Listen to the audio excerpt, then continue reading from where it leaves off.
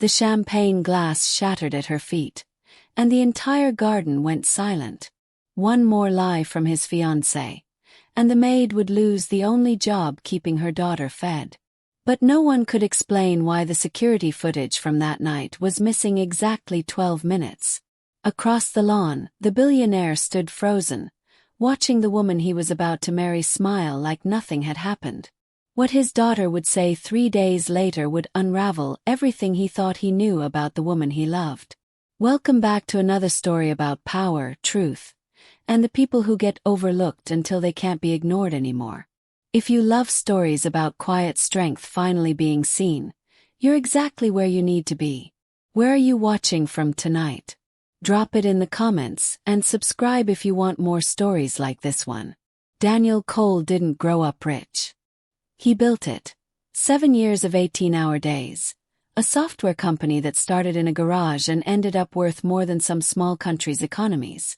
By 34, he owned a house in the hills outside Charleston with more rooms than he could name, a company with 400 employees, and, as of 6 months ago, a fiancée named Vanessa Hale. Vanessa was polished in a way that made rooms go quiet when she walked in. Blonde, sharp-featured, always dressed like she was one photograph away from a magazine cover. She'd grown up with money. Old Charleston money, the kind with a family name on a building downtown.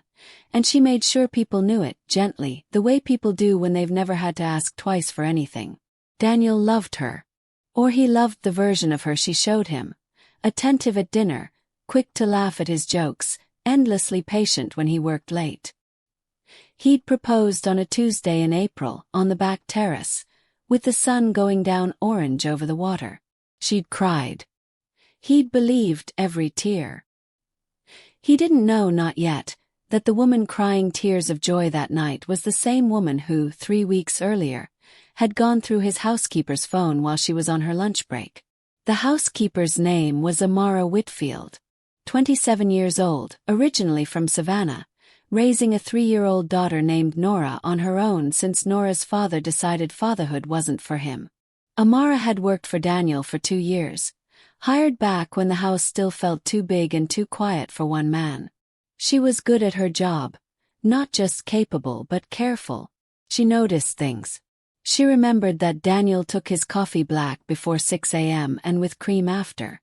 She remembered Nora's daycare pickup time down to the minute, because she'd once had to leave in the middle of vacuuming the living room to make it, and Daniel had told her without hesitation, "Family comes first. Always." That was the kind of employer he was. Fair. A little formal, but never cold. He didn't make Amara feel small the way some wealthy people made service staff feel small. He said good morning. He asked about Nora by name. Vanessa never did any of that. From the day she moved into the house, something shifted. Small things at first. Vanessa leaving used dishes in rooms Amara had already cleaned, as if daring her to notice. Vanessa correcting Amara's work in front of Daniel. Voice sweet, words sharp. "I just think if someone's going to fold my laundry, they should fold it right, don't you think, Danny?" Always with that smile. Always timed for when he was in earshot. Amara said nothing. She needed this job. Nora needed this job. So she folded the laundry the way Vanessa wanted, refilled the water glasses without being asked twice, and kept her head down. It wasn't enough. The night of the engagement garden party. 300 guests, string lights strung between the oak trees, a band flown in from Nashville, was supposed to be simple for Amara. Help coordinate the catering staff, make sure the champagne kept flowing. Stay invisible the way good household staff are trained to stay invisible at events like this. Vanessa had other plans. Halfway through the evening, in front of a cluster of her sorority friends and 2 of Daniel's business partners, Vanessa waved Amara over with 2 fingers, the way you'd call a dog. "This is missing something," she said, holding out a nearly full glass of champagne. "It's flat. Get me a new one." The glass wasn't flat. Amara could see the bubbles rising steadily to the surface. But she reached for it anyway because arguing wasn't worth it. That's when Vanessa let it slip from her own fingers. Not dropped by accident, timed perfectly, released a half-second before Amara's hand closed around the stem, so it looked to everyone watching like Amara had knocked it from her hand. The glass shattered against the stone patio. Champagne splashed across the hem of Vanessa's white engagement dress. "Oh my God!" Vanessa gasped, loud enough for the whole garden to hear. "Are you kidding me right now?" Heads turned. Conversation died in a widening circle. Amara stood frozen, champagne glass shards glittering at her feet, understanding immediately what had just happened and how impossible it would be to explain it to a garden full of strangers who hadn't seen the moment Vanessa's fingers opened. "I'm so sorry," Amara said quietly, already reaching for napkins. "Let me help you clean. You've ruined my dress." Vanessa's voice cracked with practiced hurt. She looked past Amara toward the crowd playing to it. "This is a $4,000 dress." Across the lawn near the bar, Daniel had just turned around at the sound of breaking glass. He didn't see the drop. He only saw the aftermath. His fiancée in tears, staring down at a ruined dress, and his housekeeper standing over broken glass with an expression he couldn't quite read. Guilt maybe. Or something else. He crossed the lawn fast. "What happened?" Vanessa's voice trembled beautifully. "I didn't even do anything, Danny. I just asked her to bring me a new glass, and she just let it fall, right at my feet, like she wasn't even paying attention." "That's not," Amara started. "Are you calling me a liar?" Vanessa turned on her, eyes wide with wounded innocence, and for the first time that night, Amara understood exactly how far this was going to go. Daniel looked between the two of them. His fiancée, crying, dress-stained, surrounded by witnesses. His housekeeper, quiet, unreadable, saying nothing in her own defense. "It's fine," he said finally, putting a hand on Vanessa's shoulder, guiding her toward the house. "Let's get you cleaned up." Then, over his shoulder, not unkindly but firm, "Amara, can you have someone take care of the glass?" It wasn't an accusation. But it wasn't nothing either. Amara knelt down and started picking up the broken pieces by hand, careful, deliberate, while the party slowly resumed its noise around her. Nobody offered to help. A few guests glanced at her with pity. One older woman, a friend of Daniel's late mother, watched a beat too long, like she'd seen something the others hadn't. What none of them knew, not Amara, not Vanessa, not even Daniel, was that the small security camera mounted above the garden bar, installed after a break-in attempt the previous year, had a clear angle on exactly what Vanessa's hand had done a half-second before the glass hit the ground. And in 3 days, someone was going to ask to see that footage.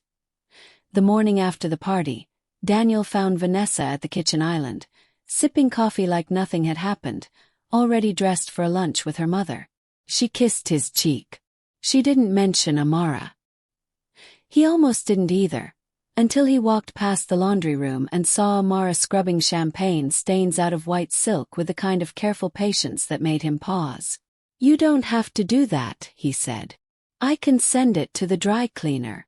"It's already started," Amara said, not looking up. "I don't want it to set." He watched her for a second longer than he meant to. There was something in the set of her shoulders. Not anger, not quite hurt, something more controlled than either. He thought about saying something else. He didn't. He had a 9 a.m. call and a fiancée waiting in the car. Over the next 2 weeks, the small things kept happening. A load of Daniel's dry cleaning went missing, only to turn up crumpled at the bottom of a hamper Amara knew she'd already emptied. A vase Amara had never touched shattered in the front hall, and when Daniel asked about it, Vanessa mentioned, gently, almost reluctantly, as if she hated to say it, that she'd seen Amara near it earlier that day. "I'm sure it was an accident," she added. "She's just been a little careless lately, don't you think?" Daniel didn't think that. Amara had never been careless in 2 years. But he also didn't have any reason to doubt Vanessa. Not yet. Not with nothing solid to point to. Suspicion needs evidence to grow, and so far all he had was a feeling he couldn't justify, a small itch at the back of his mind that he kept telling himself was nothing. Amara, for her part, had started keeping a mental log. Not written down. She was smart enough to know that if Vanessa ever found a notebook, it would become another weapon.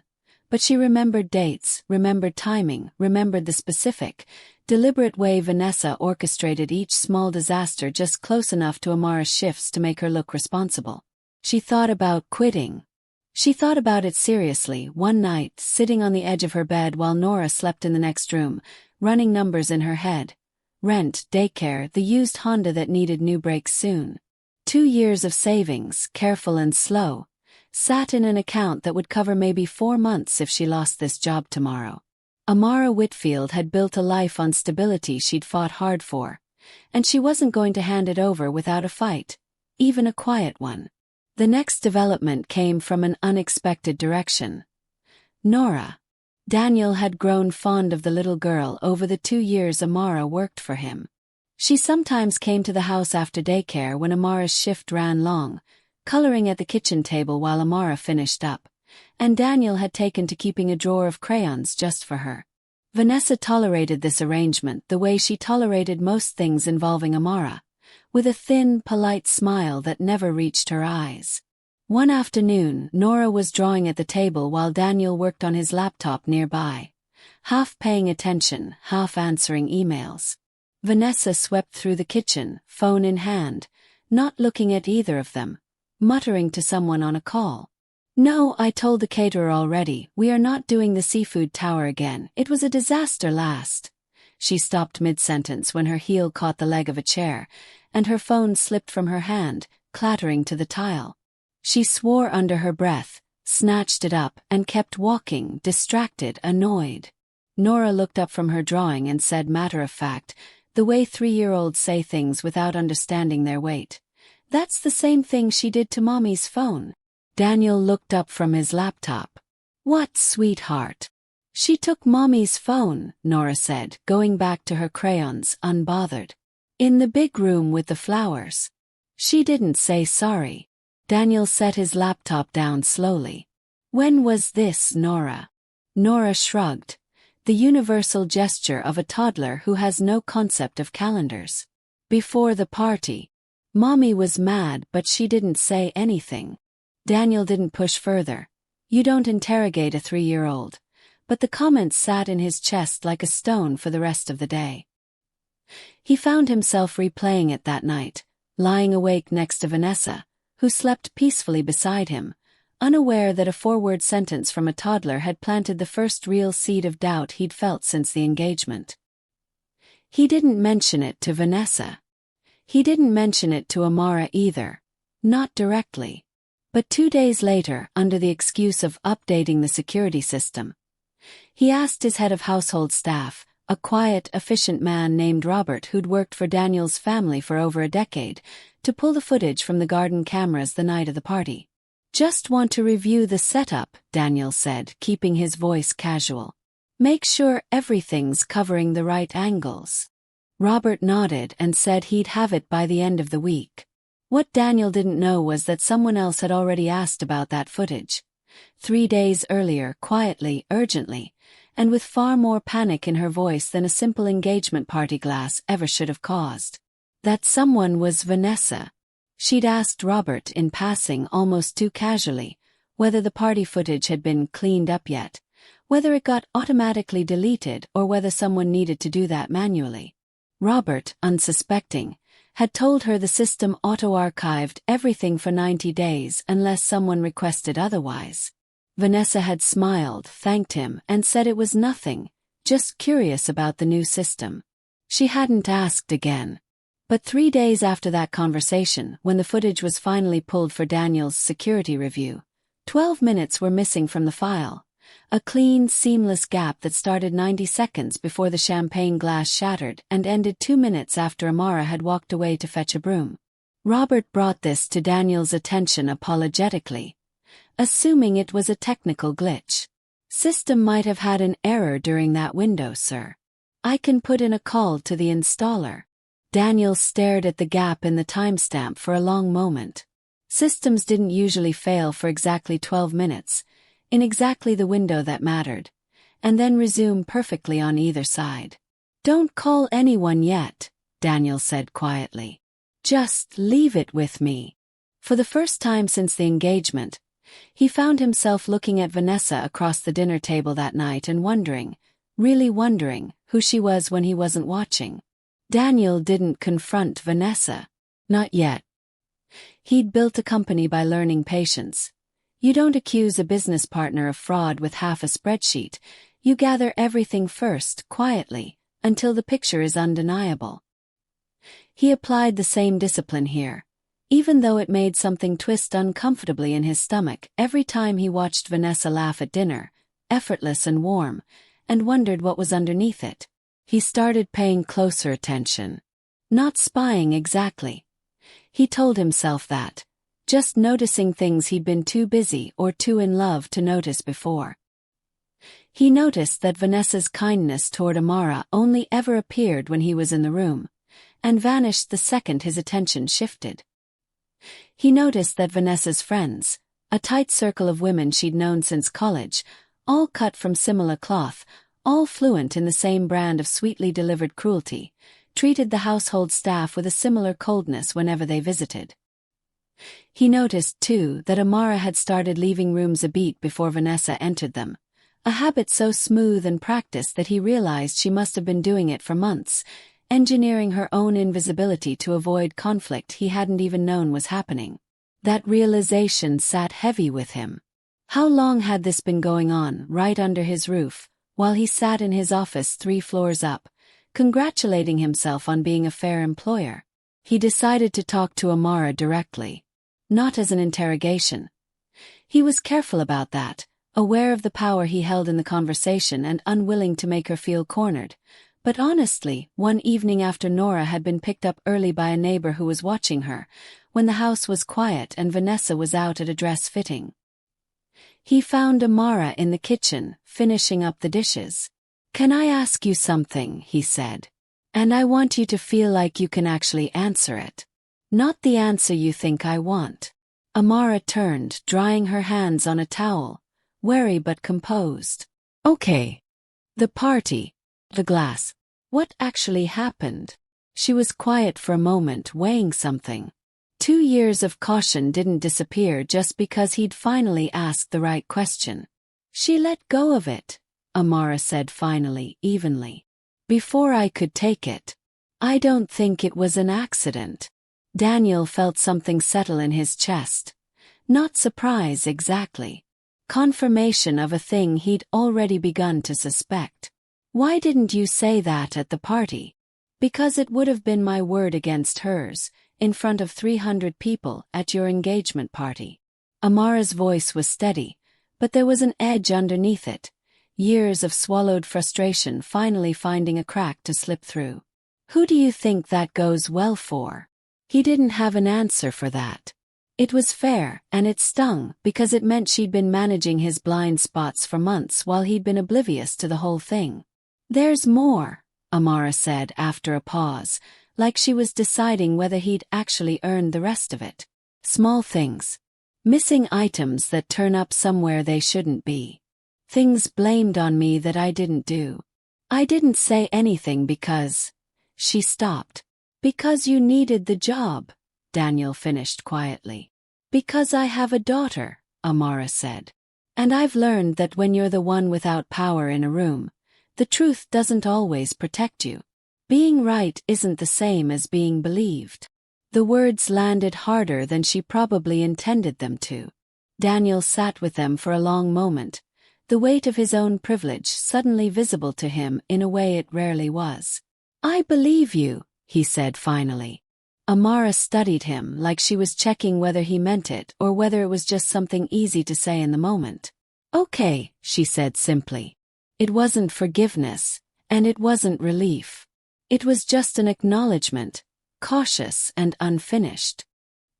He told her then about the missing 12 minutes of footage. Watched her face for a reaction and saw only a kind of tired confirmation, like a piece sliding into a puzzle she'd already mostly assembled in her head. "She asked Robert about the cameras," Amara said slowly. "The week before the party. I heard part of it, I wasn't trying to listen, I was just in the pantry. She asked how long footage stayed on file. That matched what Robert had told him. The timeline fit together with uncomfortable precision. Daniel didn't sleep well that night. When Vanessa came home from her fitting, glowing, showing him photos of the dress on her phone, he smiled and said the right things and felt, for the first time in their relationship, like he was looking at a stranger wearing a face he used to trust completely. The turning point came 4 days later, at a dinner Vanessa hosted for her closest friends. The same circle who'd been at the garden party, the same women who treated the staff with the same practiced coldness Daniel had started to recognize as a pattern rather than an accident. Amara was serving that night, moving quietly around the table, refilling glasses, clearing plates between courses. Partway through dinner, one of Vanessa's friends, a woman named Christine, sharp-tongued and a little too drunk on the good wine, made a comment about Amara loudly enough for the whole table to hear. God, Vanessa, I don't know how you deal with the help getting so familiar. Doesn't she still call you by your first name? She does everything I ask, Vanessa said, smiling thinly, glancing at Amara with something almost daring in her expression. Sometimes I have to remind her of her place, that's all. Amara froze for half a second at the sink, plate still in her hands, before continuing without a word. Daniel, seated at the head of the table, felt his jaw tighten. This was the version of Vanessa he'd never been meant to see. The version she reserved for moments when she assumed no one whose opinion mattered was really paying attention. He watched her laugh with her friends for another 10 minutes before he found an excuse to step into the kitchen. Amara was standing at the counter, hands steady on a stack of dishes, expression carefully neutral in the way he now recognized as armor. That wasn't okay, he said quietly. What she said in there. Amara didn't look up right away. You don't have to tell me that. I know. I'm telling myself. He rubbed a hand over his face. I've been slow to see this. I'm sorry. You're seeing it now, Amara said simply and went back to the dishes, because there wasn't really anything else to say yet, and because 3 years of survival had taught her that trust, once broken, takes more than one good conversation to rebuild. Back in the dining room, unnoticed by either of them, Vanessa had gone quiet, watching the kitchen doorway with narrowed eyes, calculating exactly how much of a problem her fiancé's newfound attention to the maid was about to become. Vanessa was not a stupid woman. She recognized, with the same cold precision she applied to everything else in her life, that something had shifted in Daniel. He'd stopped defending her instinctively the way he used to. He watched her now, sometimes, with an expression she couldn't quite read, and it unsettled her more than she wanted to admit. She decided the solution was to escalate, not retreat. In her experience, problems disappeared when you removed their source, and the source of this particular problem, as far as she was concerned, had always been Amara. She started building a case. It began with small comments to Daniel, planted carefully over the following week. I found her going through your desk drawer the other day. She's been on her phone a lot during her shifts. Is that normal? I don't want to make a big deal out of it, but I think she might be taking things. Small things. I can't prove it, but I have a feeling. None of it was true. All of it was designed to do exactly what it did. Plant doubt, force Daniel to divide his attention, make him question which version of events to trust. But Daniel, for the first time in this relationship, didn't simply accept what Vanessa told him. He asked questions instead of nodding along. What was she doing at my desk?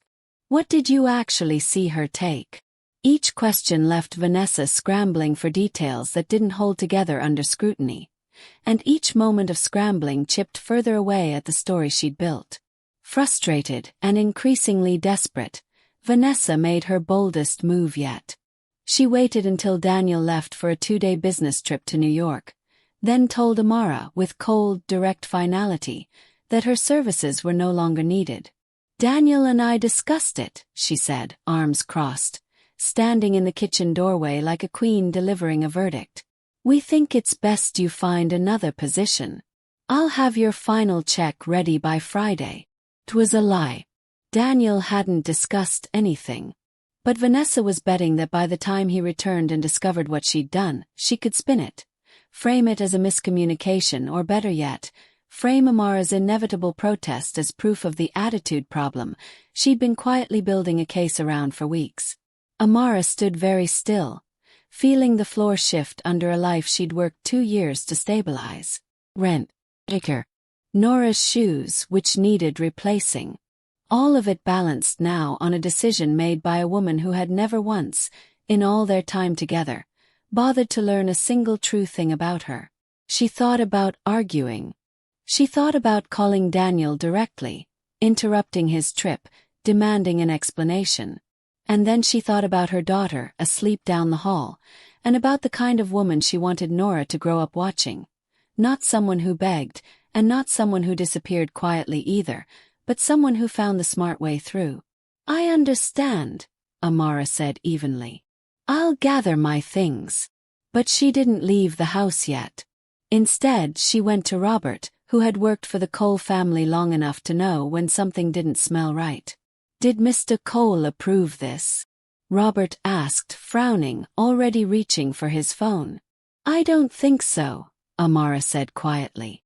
But I don't want to cause a problem while he's away. I wanted someone to know what happened in case it comes up later. Robert, to his credit, didn't wait to find out. He texted Daniel directly that evening. Sorry to bother you on your trip, but wanted to flag something. Ms. Hale let Amara go today, said it was a joint decision.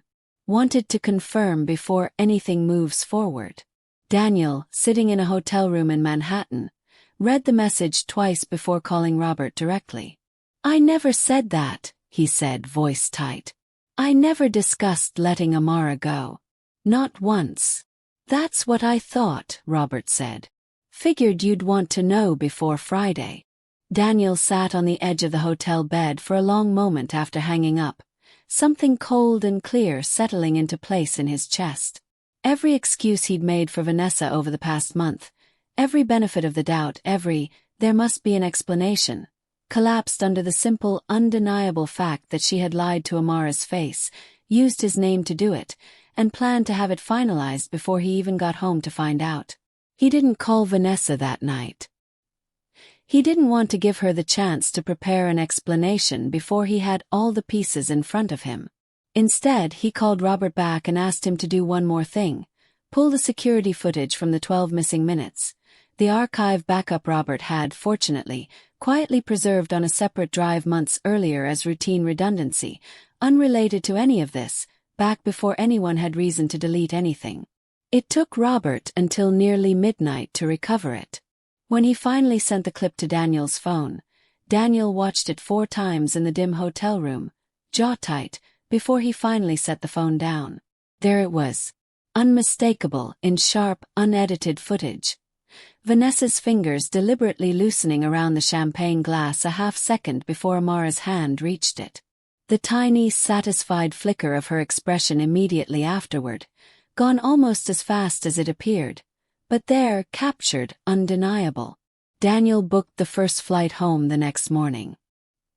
He arrived at the house just after 2 in the afternoon, duffel bag still over his shoulder, to find Vanessa in the middle of directing movers who'd already begun boxing up items from what used to be Amara's small staff quarters off the kitchen, moving fast, trying to make the decision irreversible before Daniel could return and undo it.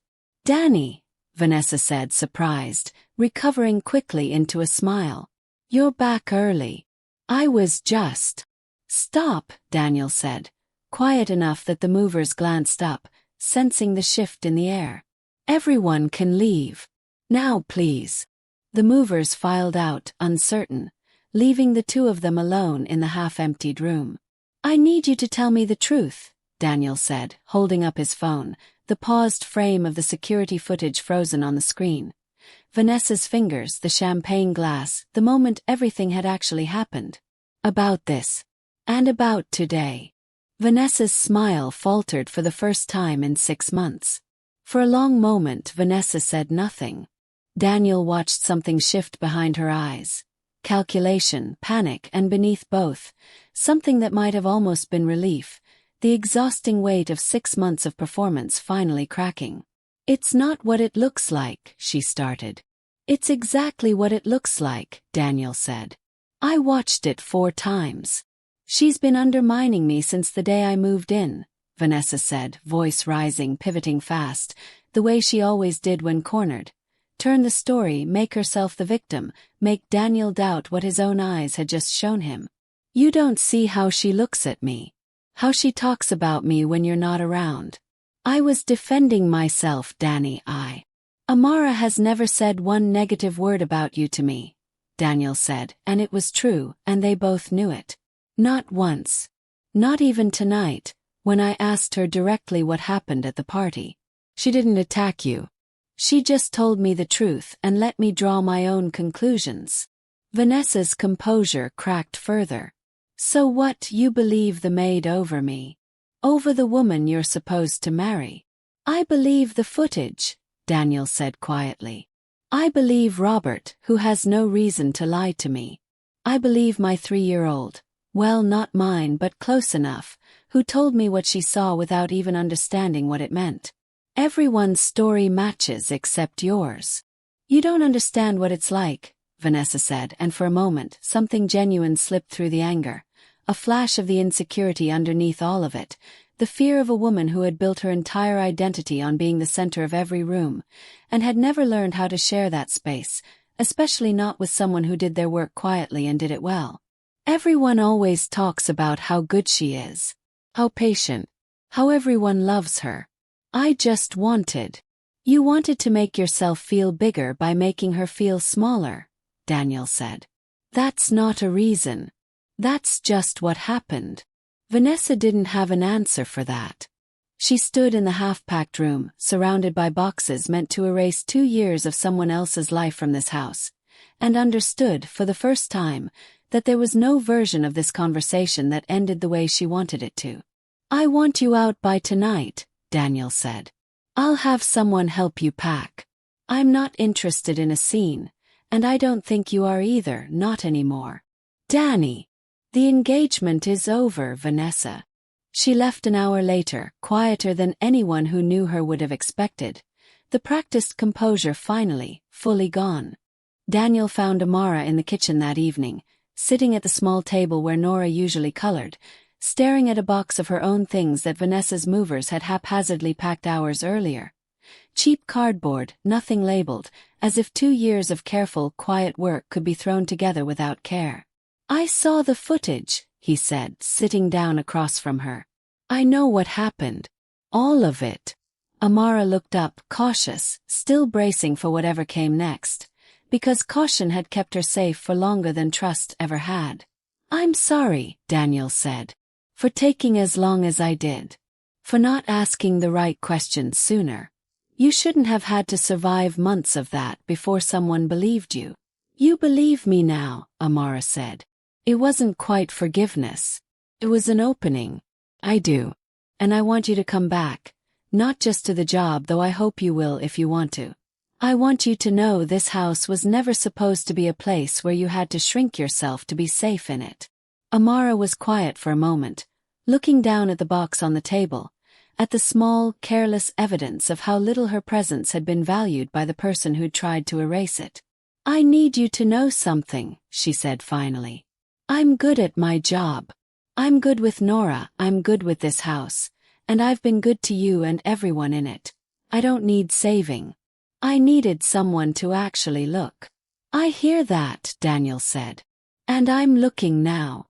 She nodded slowly, something in her shoulders loosening for the first time in months. Not full relief, not yet, but the beginning of it. 3 weeks later, Amara was back, not just as staff but with a raise Daniel insisted on, and a formal, written agreement that made clear exactly what her role was and exactly what respect she was owed within it. Something Robert, at Daniel's request, made sure every member of the household staff received going forward. Nora still colored at the kitchen table most afternoons, crayons scattered across the wood, occasionally announcing some small, unfiltered observation that made the adults around her pause. Daniel kept a drawer of crayons just for her, same as before. The garden where the party had happened got new string lights that fall, for a much smaller gathering.